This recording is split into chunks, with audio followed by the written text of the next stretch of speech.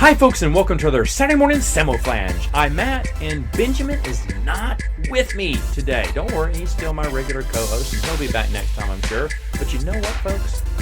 I'm super happy because here I have another future YouTube legend, Bernardo from Tabletop Island. Bernardo, how are you?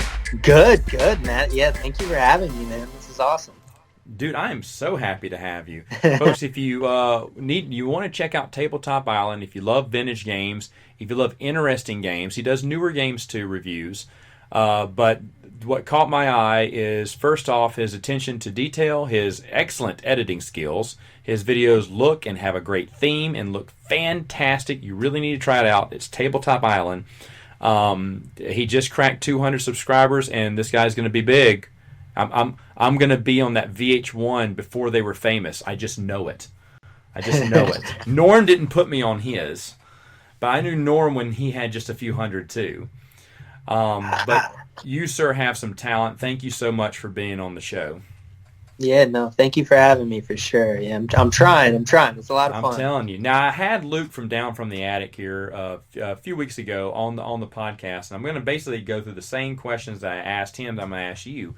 Okay. First off, are you new to board gaming, or is it something you just got recently back into, or have you always been about board games and just started doing reviews? Yeah, so I'll honestly say I'm newer to it being heavier. I started as a kid. I played like Payday stuff. Sorry, but it wasn't anything regular. I ended up kind of getting into competitive card gaming. I ended up playing Yu-Gi-Oh for a while. Ended up becoming too expensive and not really the kind of game for me. And then a friend of mine showed me Exploding Kittens. Once they did that, I know that's the silliest game to start with, which is why I've been so nervous to do a review for that, because I wanted to be special because it started everything. But yeah, once I played that, I actually, in March, will be my 2 years from the time I played my first game night with my group. So That 2 is years. completely awesome. You know what? We never should be ashamed of the games that bring us into it. My game, and what I'm still known for today, is my Zombies reviews. Zombies Yeah. is your classic roll, move, play a card, roll to kill, and that's basically it. It's very simple mechanics, nothing big about it, nothing mind breaking, and it's not that really a popular game. It has its strong following, but other than that, it's not a big game. You're never going to see it on anyone's top 100. At least I haven't. And that simple game got me into it. I was like, whoa, that broke my mind that games could be that way. Just like Exploding Kittens for you, you're like, wow, this is a whole heck of a lot of fun. And then you find this brand new world of all these board games. And just like you, I grew up playing Monopoly all the time, all the classics, Connect Four, Life, Risk, all those things we used to play. And I mean, I grew up before the internet, so when it was raining, that was all you could do. If you could play with your toys or just bring out a board game.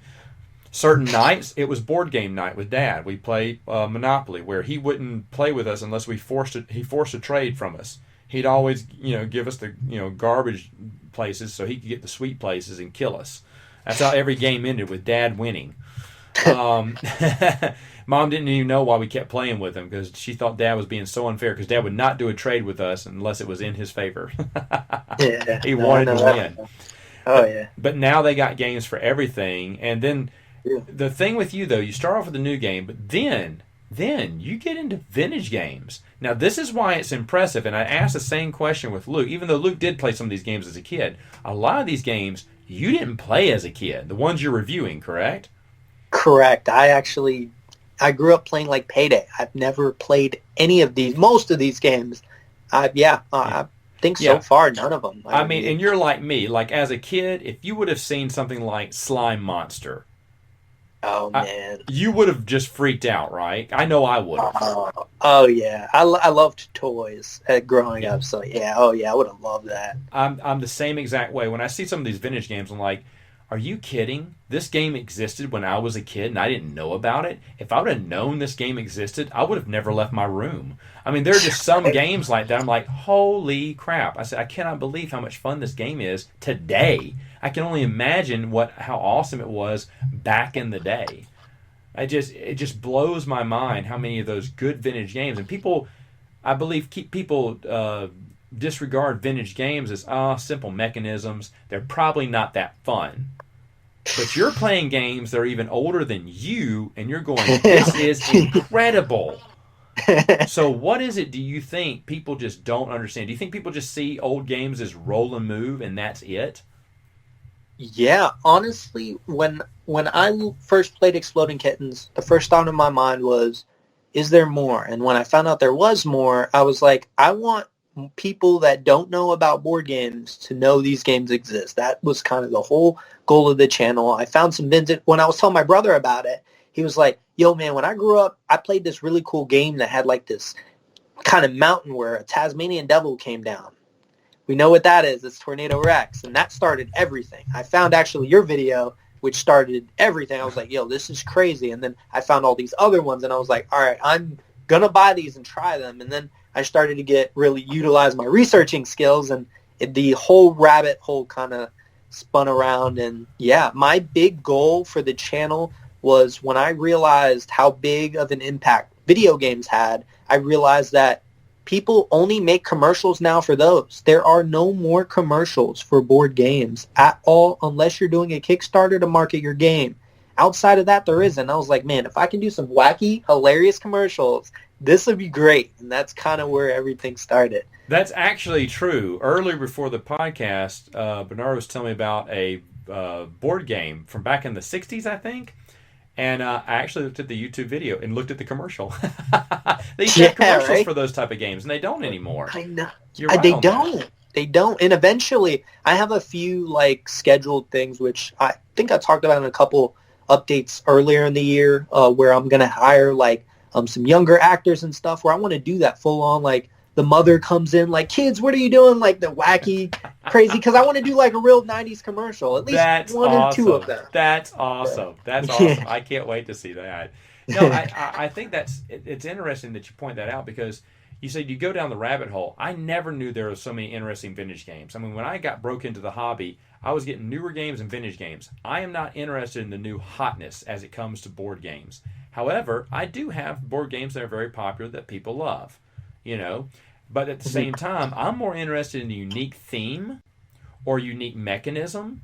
And that's why when I just did my top 100 last year, I've gotten so many compliments by people saying, Matt, more than half your list I've never heard of before. And I love that. And I really thought in a world where I don't know if people would be that accepting of my top 100, because it's different than everyone else's for the most part. I don't like a lot of the same games, but some of the games on my list no one's ever heard of before. That was a nice compliment.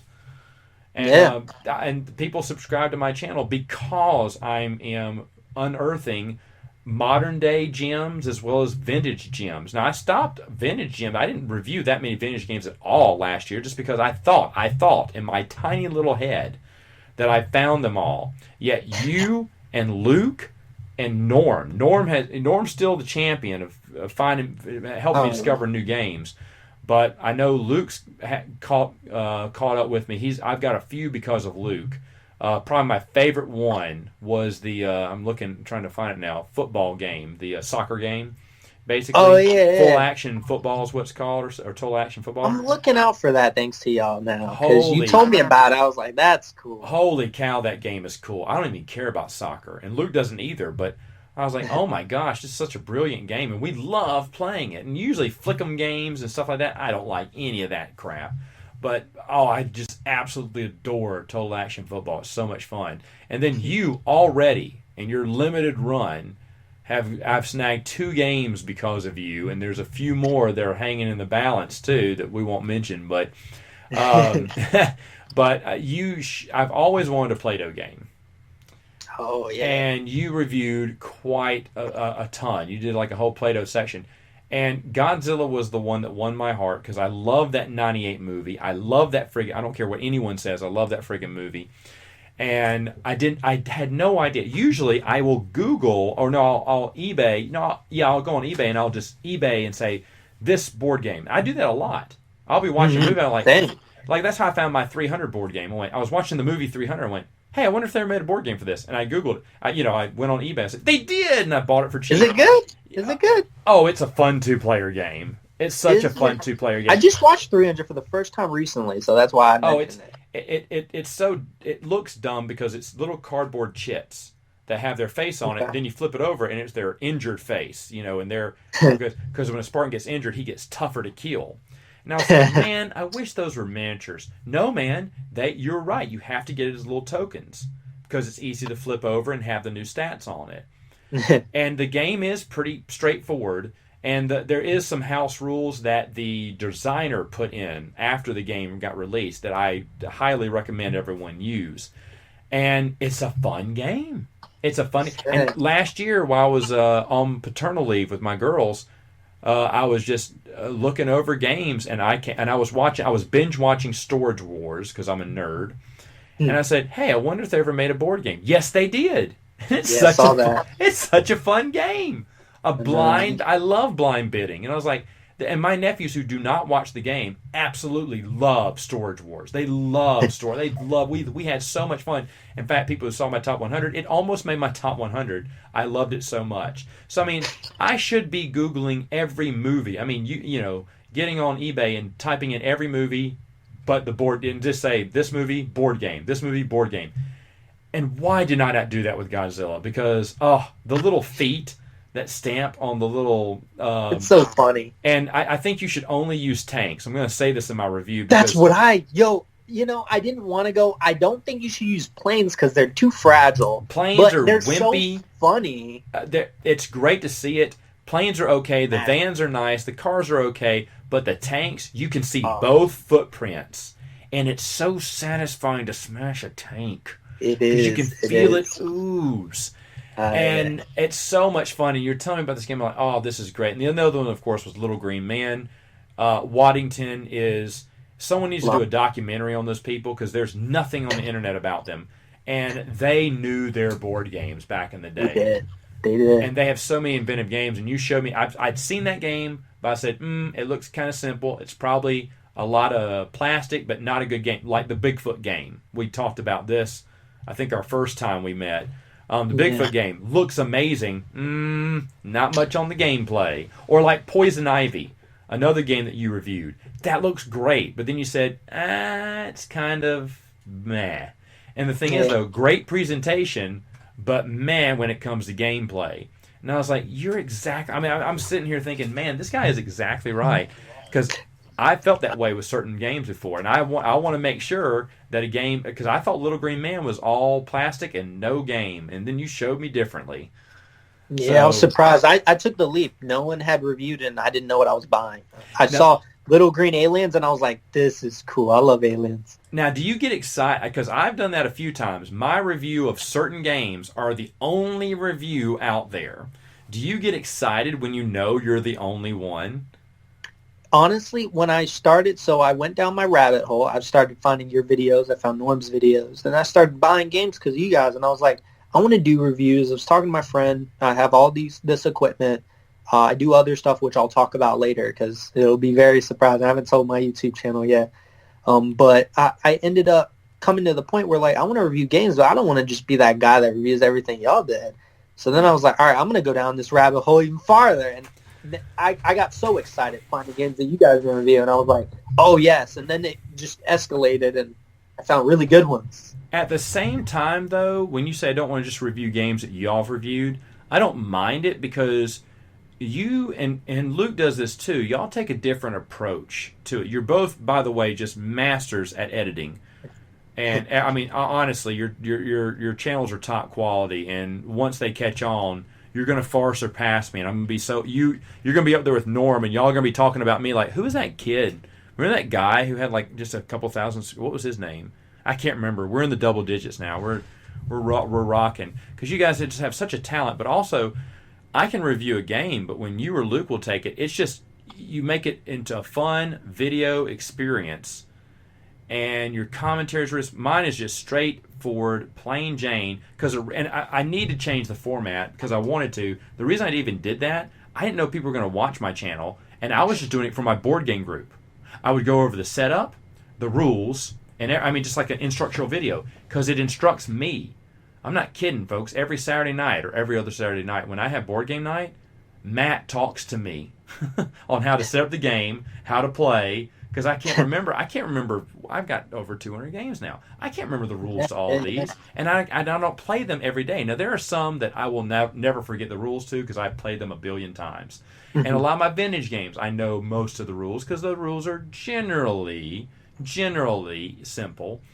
But a lot of times I have to turn on my video to make sure, how do I set up, how much money do I give out, what does everyone player start with, and that's why I make sure it's just plain Jane cut and dry. But you guys do a presentation here and make it very entertaining, so I really don't mind seeing a game that I've reviewed, have you or Luke review it, because you're probably going to do a more entertaining job of it. Oh, no. Well, I don't mind it as much now. I'll get a good game if it's a good game. I've never had a problem with that. I felt like I wondered if there was more than what you guys had because there's so many different years that games. I have a game from 1940 that was a number one hit. I have games that are just really old, and I enjoy that. I like the novelty of it, but I try to find games that look fun. I really avoid games, and which is why I praise Norm's channel, because he'll go out and get games that don't look as exciting, end up being great. Yeah. And I only look for games that look awesome because I don't really want to review a game that I don't like. I don't want to have bad things to say about a game because that's not really what I'm trying to do. There's one game he reviewed. I think it came out in 1980. This is one of his favorite games ever now. It's called, is it Evolution or something? Have you seen that review? It's the boringest cover. It's the boringest board. It's the boringest pieces. But it's about your creature evolving, I think, or in eating other people are doing it. And it is the most interesting thing. I think it's called I can't remember what it's called, though. Maybe called Habitat or something. It's something simple and boring. And the board looks boring. In the game he got for like 50 cents. And they couldn't pay me to take that board game from him. I was like, there's no way I would get a game like that. And he's like, no, Matt, it's very interesting. And you're right, because then he shows you like, oh, it needs some really good component upgrades, but that is a good general idea. But back 100%. Then, they were just trying to sling out anything, so some of the games do suffer. That's what happens. Some vintage games do suffer from lack of good pieces. Yeah, they do. To be honest, for me, first off, when it comes to vintage games, theme matters a lot to me. Special funny mechanics like a timer, electric board game always interests me. And then also pieces. I don't want the little cardboard, slide them in that little stand thing. If I see that, it's an automatic turn off. I don't want to do it. But when I see something interesting, I'm like, ooh, that's an interesting piece. I'm interested in looking into it more and seeing what it's all about. Is there something that catches your eye when you're looking through vintage games? What would you say that you look for first? My favorite theme of all time is anything that's Indiana Jones-esque. So getting the jewel, getting the treasure, going through the temple, that's my favorite theme ever. I mean, obviously Fireball Island's one example, but I have a lot of games, and if I see a game with that theme and it even has a relatively interesting component as simple as just a nice-looking jewel, I'm going to buy it. So hence Tornado Rex, Forbidden Bridge, Curse of the Idol is one like that. In fact, Curse of the Idol is one that if Luke hadn't done his house rules, I never would have bought it because I read the rules a long time ago. I was like, nope, I know that's a game. I got burned a long time ago on a game. I think we talked about this. Key to the Kingdom. Yeah. It's so interesting. It looks so great. And folks, it's an awful game. I almost bought it. And if it wasn't for Restoration Games saying they got the license and they're redoing it, then good. I almost took the plunge. But, man, I like the idea. I love the idea of opening the board. The idea is amazing, because the board folds into 4 different sections. So you actually fold the board in on itself at the beginning, and when you go through, it's great. When you go through a magical pool, there's actually a hole cut out there. You can lift the board, and it opens up to a brand new land with brand new spaces and brand new villains and castles to explore. And when I saw that, the left side of my brain fell out of my head. I was like, oh my gosh, I got to have this game. And I went ahead and dropped the $50 or whatever it was. Then got it, and I definitely regret it. I've been trying to trade that game for years. Trade it for something good, but at this point, I'm like, I'll trade it for something decent then. Because the game is just absolute garbage. And so now, that's my next question. Have you got a game like that where you just pulled the trigger and went, oh, not worth it? Has there been a game yet that you've regretted? Because Key to the Kingdom is definitely mine. Oh, he's looking at his collection. Yeah. Let me just peek for a little bit. Um, While you're looking through it, I don't think there's any other game that I've ever got that ever since then I've been very careful, which is why I didn't get Curse of the Idol, because I read the rules first, went, nope, that game looks like it's going to suck. It looks beautiful, but it's going to suck. And then when Luke gave his little house rules, I went, that fixes most of the stuff I hated about the game. I'll give it a shot. And it works well. It works better with those house rules. You've even come up with some house rules that I plan on implementing too that I thought was very interesting. So, you know, I always make a joke because it's forever going to be a game I keep because it's going to be funny to throw as a joke every Halloween for me. But I mentioned it before. I Want to Bite Your Finger was yeah. a game. Granted, I got a decent deal for the price that it normally costs, so I wasn't upset with what I paid for it. But I got it knowing I will never play this game. I went in knowing I'm most likely not even going to review it. And then I saw it sitting there, and I was like, I was trying to think of some talk to have with like Volcar in one of my videos because I was trying to get it more pronounced at one point. And like, I was like, I don't just get things for no reason. And I was like, I looked over at the game. I was like, I'm going to cut to that game because I have it, and I'm never going to. I just don't want. I almost want to talk about how I don't want to review that game just so I don't review the game. But it's a game that I wouldn't say I regret because it's funny to own, but like I had no business getting that game. There you go. Yeah. Next question. What vintage board game or older board game or whatever, what surprised you the most? While you're looking over your collection, do you have an answer though? Let me let you think on it. Think on it a minute. Mine, I had to buy it in a package because I wanted to get Dragon Strike and Escape from the Mummy. And this guy was selling all three for like $30. I was like, that's $10 a game. That's awesome. I can't pass it up. And the other third game I got was Mr. Creepy's Tomb of Doom. I gave Escape the Mad Mummy away. It's nice concept, but it's aggravating because the mummy will always catch you, and because the mummy die is very common to pop up, so the mummy moves super fast around the board, and you're always rolling to try to get out of traps where the mummy just takes you back down again. So it's kind of broken a little bit like that. But so I gave that one away. The other one was Dragon Strike, which I would give away, but my wife and her family love playing that game. They always want to play it. You didn't like that game? Well, I don't like it because the dragon die, there should only be one die face for the dragon. I think the dragon gets activated way too much, and it's aggravating having to move around the board again, and that game drags on a little. It overstays its welcome. If you just had to get a blue and red gem out of the cave, I think I'd be okay with it. But you have to get a blue, red gem, and then finally when someone... You're cheering for someone else to do it. Because once they get the golden egg out, then it's a free-for-all for the golden egg. And I like that, but the thing is, though, dang, just make it one gem, and then a free-for-all for the golden egg. Because the game just goes way too long, because the dragon is always knocking that daggum gem off. It is fun. Everyone's screaming. We still play it. It still gets played. It gets played more than the other three games. But Mr. Creepy's Tomb of Doom, a stupid game that I did not want. I thought, well, maybe I'll just give that one away because I just wanted the other two. That ended up being my favorite game, and it's still a stupid game.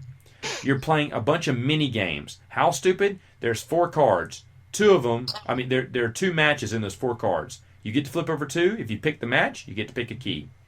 That's it. That's the mini game. The other one is you draw straws. You literally are drawing straws. It's cobra heads, but one of them has a red tip at the end. And you don't know because you're drawing them out of this little cup on the side of the board. And if you draw the one with the red tip, you get a straw. This requires 0 skill, by the way. This game is 0 skill. It's 100% luck. The other one's stupid. You drop a plastic bone. If it lands face up with a little black dot on it, you won. But you keep dropping bones with other players until you're the only one to drop a bone that it still has the black spot on it.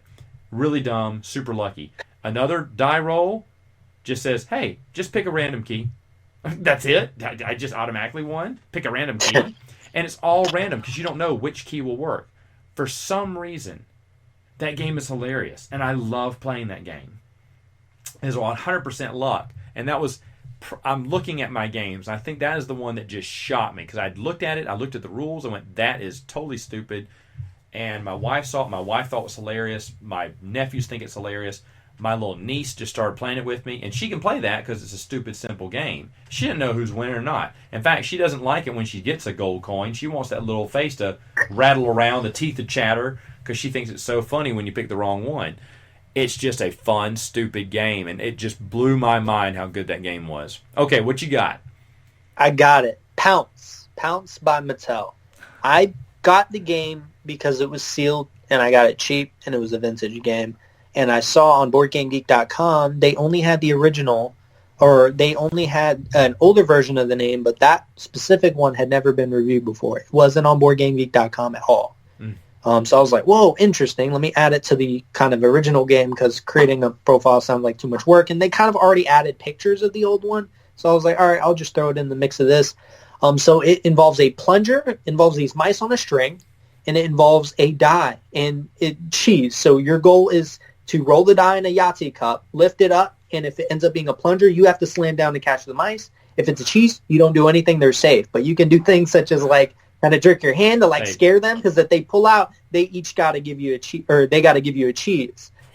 So it's this funny thing where like if I do it, and I accidentally close down and it isn't a cheese, then like I got to pay them each a cheese. So it's one of those things where like we got to a point where we were just shaking really quickly, lifting it quickly just to like get people to like focus really. It ended up being a way more energetic. We were standing up, out of breath, and I was very surprised by it. And that's what makes the game fun, is the experience. The experience of it. Well, let me ask you this. Besides board games, do you have any other hobbies? Inquiring minds want to know. Yeah, so this is gonna be an interesting one, but I'll try to tell it as best as I can. So I am a professional magician. I've worked and created for magicians all around the world. I've been doing this for a while. I actually have a magic series that I'm working on, which starts production in March. I know I haven't told my YouTube channel. They're probably going to hate me because I just hit 200 and they're like, how dare you leave out this part? But I didn't want to leave it in the behind me because this was kind of wanted to keep that audience a little bit separate. But I've been doing that for a very long time. So my production equipment, stuff like that, ended up being because of that. But because of that project involving other people, I wanted something for just me. That's mainly for everyone else. So with this project, I can do it entirely by myself. I don't need anybody. My actors are my board, but for what I do for everyone else, it seems to be magic. I've been creating for a very long time. I believe 16 years I've been performing. So, yeah. Wow. I didn't even know this one. This is so interesting. So, if anyone doesn't know, Bernardo is going to be joining me at BGG SpringCon this year in Dallas, Texas, which I am extremely excited about because in my few months getting to know Bernardo, this guy is just great. And I can't wait. My nephews are super excited. I think they've asked me every time I see them, he's still coming. I'm getting my ticket now. It's done deal. It's a done deal now. He's got to come. And so it's just going to be fun just to get to know you, hang out with you and everything. Now, I got to ask, do I get to see a magic trick?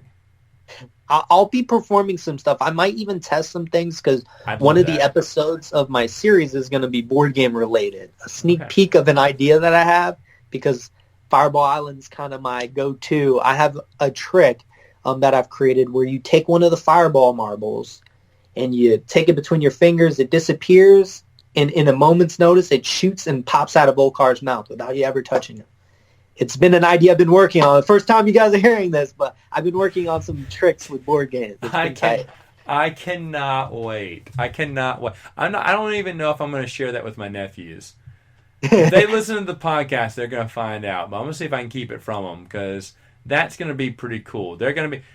I know that one of my nephews is automatically going to adopt you as an uncle because he wants to learn. I think that's right up his alley, is learning magic tricks and everything. But that's going to be cool. That is very interesting. Look at this. We found you heard it exclusive here, folks, on Saturday morning Samoflange. That's crazy. That is awesome. So you're a big fan of vintage games, but also on your channel you also review current games. And tell us about a few. Do you have a favorite current game, newer game? I should say one that you just really love playing. It comes out a lot right now. Is it still Exploding Kittens? I haven't played that in a while. And I don't. Yeah, all right. So I could be funny and say Fireball Island because it was Oh, that's reprinted. true. You could. But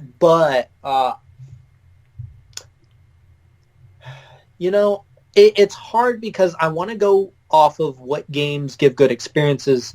But honestly, a lot of the games I enjoy, people I play with don't like them. Like Escape, Curse of the Temple. I love that game, and nobody I've played with yet enjoyed it. But I actually just enjoy the game. But in terms of my favorite game regular game, I really, that is so hard. If it wasn't Fireball Island, I don't know. I've played Downforce a lot. I've played Downforce is fun. I played that one.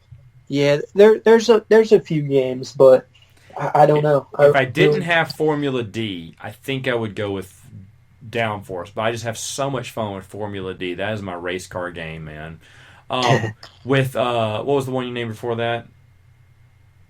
For Downforce, you said shoot. I was going to talk. Oh, Escape. The Queen games. Escape. You like that one because it's Indiana Jones theme, right?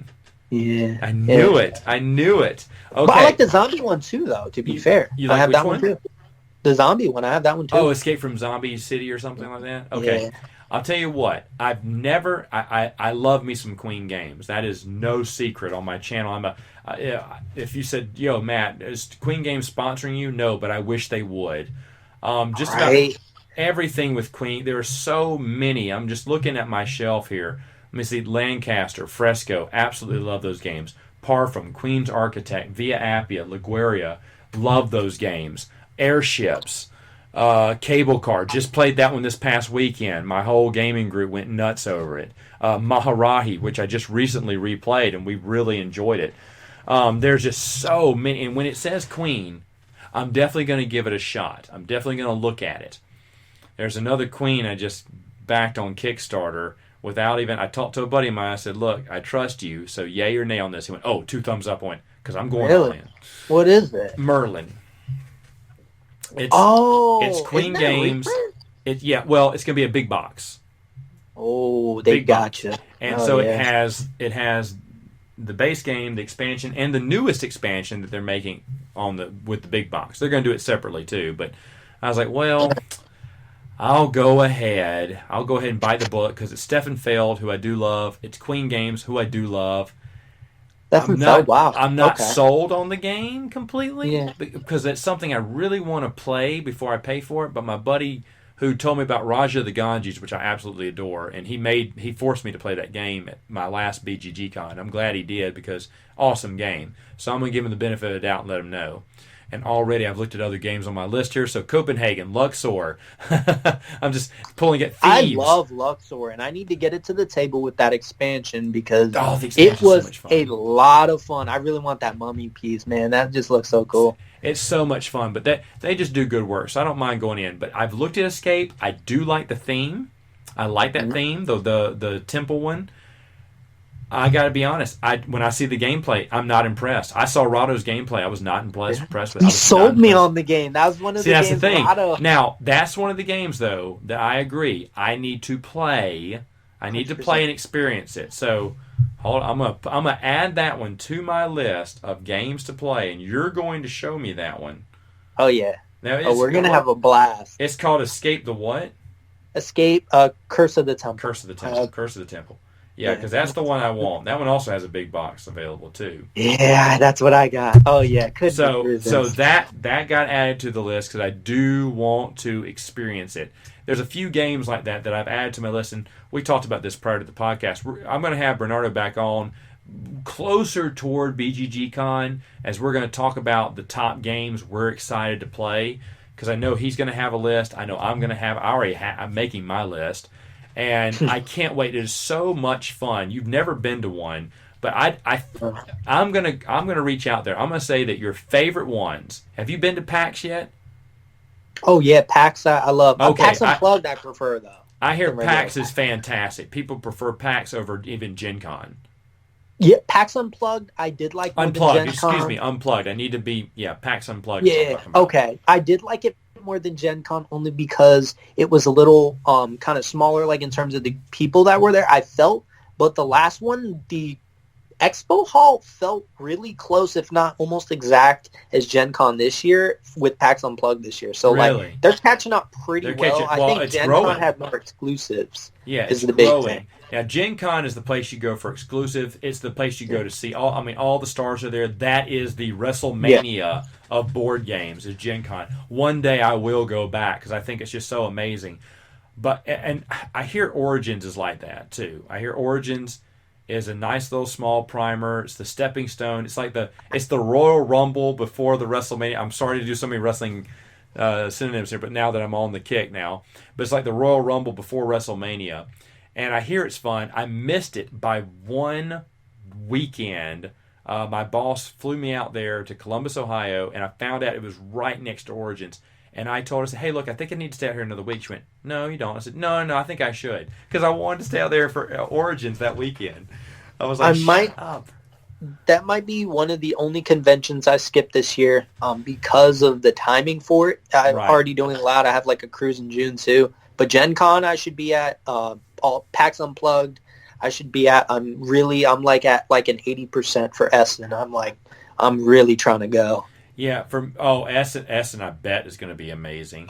So maybe at the end of the year you'll also come back and you'll rank your cons for me, because I recently and I told oh no, everyone's going to make fun of me now. I forgot who's in charge of Board Game Geek. Can't You think know, of I can't think of his name I either. can see his face too, and I know his name, but I went up and talked to him. Anyway, I told him, I said, look, I got to be honest. I've been to Gen Con for 3 years. I love BGG Con better. I do. And the reason being is no one, and I mean no one, has a better library than BGG Con. And that's what I'm there to do. To be honest, my number one thing when I go to, the reason I went to Gen Con originally, the very first time by myself, was I wanted to explore new games. And I spent most, if not all, my time in the library. I did spend time visiting places, visiting stands, talking to different creators and everything, but I wanted to play all these games I'd heard about to see what I liked. Because the game, I told about the game that got me into board game with zombies, but the real game that shoehorned me out, because we just played zombies every week for like a year. They'd come over, we play zombies. There was a different expansion, we played their different expansion every week. That's what we did. That's all we did was play zombies, zombies, zombies. That's all we loved. And then someone brought by Firefly, and I was like, oh, come on. And they said, well, I know you like board games. Can you show me? So we read over the rules and said, okay, here. And we started playing it. I did not want to play it. I wanted to play zombies. And after we played it, I remember my wife played it with me. We went to bed that night, and I turned to my wife and went, you know what? That game was really fun. She said, yeah, I know. I said, no, I mean, like, I kind of want to buy that game. She's like, okay, go ahead. I said, really? I said, it's kind of expensive because it has all the expansions. I want to get all the expansions. She went, no, go ahead. And I was like, then that got me thinking. I said, if he hadn't have brought it over, I hadn't have played it, I never, on looks alone, I never would have gotten that game. And I love Firefly, the TV show. So I was like, I need to find out where's a place I can go. And that's where I found Gen Con. But when I went to BGG, I went because it was just closer to where I live. I was like, well, I can drive over there, and it'll be fun. And then I saw that library. I was like, oh my gosh, they got everything. Everything. And I absolutely had a blast, and that's all I want to do. I will go to Gen Con again one day, and I'd love Gen Con, but for me, BGG Spring Con is where it's at. It's not overcrowded. It's just the right amount of people, and you can play just about any. They have just about any board game you want. They have a huge, massive selection. Hey. They're fantastic, fantastic. So I can't wait. It's going to be a lot of fun. I know. All right, so go ahead, pitch your channel, pitch your Twitter, pitch what you need to pitch. Where can people find you if they want to look for Tabletop Island? All right, so Tabletop Island on YouTube. On Facebook, I also have a Tabletop Island like page. On Instagram, I have Tabletop Island. I seem to post a lot more pictures on there. And then on Twitter, Tabletop_Island. Couldn't get the original. I know they suck, but no, I post a lot of like updates and just kind of connect with people on there. And the community there is really good, especially with the board game companies. So, but yeah. And so, anything we could expect to see in the future? What's going on in March on the channel? Anything you can reveal? I'll reveal something crazy. Here we go. Exclusive again. All right. I have to get it because you wouldn't believe me if I told you. Okay, so he's going to get it. I get to see it. You guys get to listen to it. But you definitely need to check out Tabletop Island on YouTube. Honestly, you just check out. He's got this great theme where he's on an island. He's bringing a VHS tape out of sand. I talked about this on my YouTube channel when I first had him on, but I think it's such a clever theme he has going on. But okay, so here we go. He is opening up the package right now. It is a replica of a movie prop from one really close designer. It is carved out of wood. Shut up. It is, in fact, I'll even lift it up a little bit here. I'm gonna tell. Oh my gosh. Okay, folks. Should I announce this, what I'm looking at? Or should we just leave it at that? I think we're going to leave it at that. I think we're going to leave the mystery out. Folks, you're going to actually love this. Is that a movie prop, or is that actually the game? It is a game that can be played because he created rules for it, but it is a movie prop also. It is. Oh, yeah. That is amazing. Okay, so you got to check out Tabletop Island if you want to see what I just saw. Folks, it's incredible. I can't wait to get off this podcast and start talking to them about that prop now. But anyway, thanks for that. Thank you for coming on, man. I really appreciate this. I kind of contacted you last minute because I forgot didn't have anything recorded. But I did want you on here because I had Luke on here a while back, and I did want you on the podcast. So I appreciate you coming on. Yeah, no, thanks for having me, man. This is awesome. Okay. All right, folks. We'll see you next time on Saturday morning. Samoflange.